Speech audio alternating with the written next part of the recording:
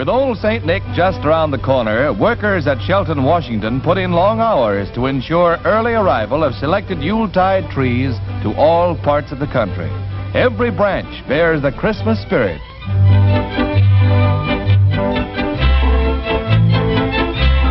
At Seattle's Naval Air Station, a special load of Christmas cheer is put aboard a plane bound for various points in the icy northern wastes, where our troops still protect our Arctic outposts. Merry Christmas, Joe.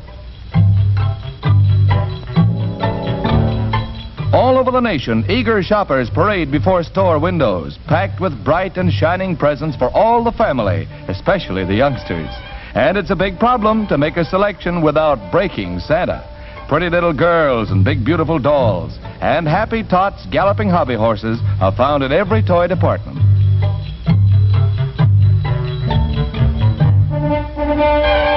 A handful of enticing puppetry brings a glow of anticipation. And if you want Father's heart to beat faster on Christmas morning, have Kris Kringle deliver a load of these streamliners to the children.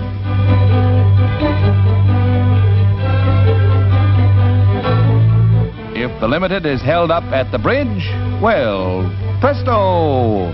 And the Christmas flyer gets the green light. Everybody's friend has something for everyone. If you know of someone he might miss, open up your heart and have a Merry Christmas.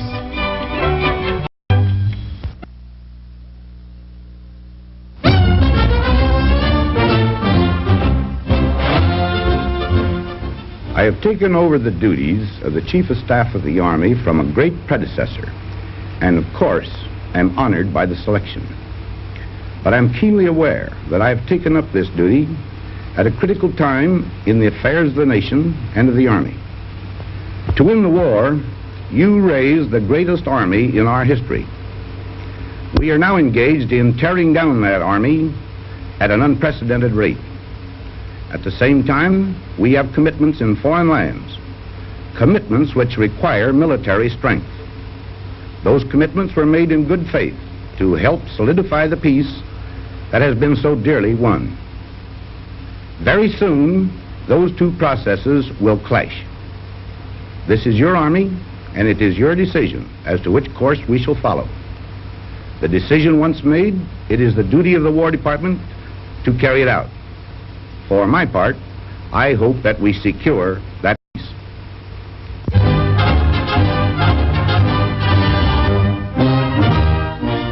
One family in a Southern California community is proud today, and that's the Masudas, whose Japanese-American son died heroically during the terrific battle for Cassino, Italy.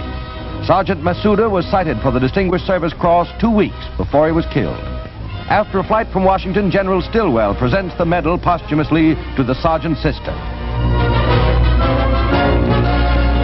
A brave American soldier is remembered, and his loyal family is an honor to the country for which he died.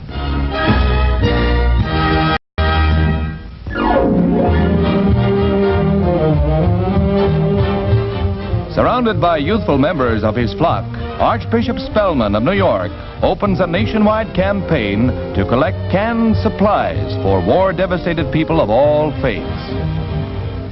These boys and girls are actively engaged in a campaign for canned goods that will begin throughout the United States this coming week.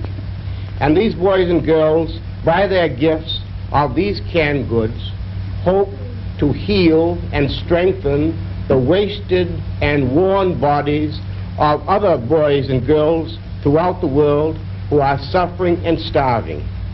And during this week, every Catholic parish in the United States, 15,000 of them, will act as a receiving station for canned goods to help the poor and the suffering children and the people throughout the world without discrimination of race, creed, or color.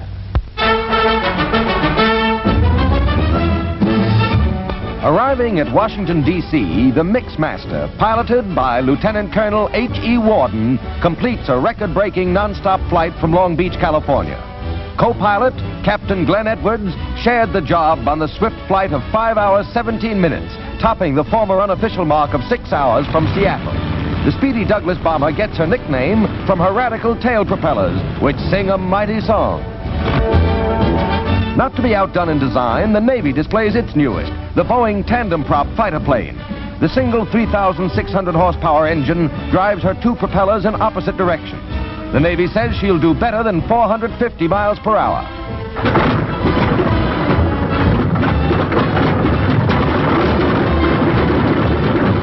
The versatile craft can be used as a fighter, torpedo plane, bomber, attack plane, or interceptor.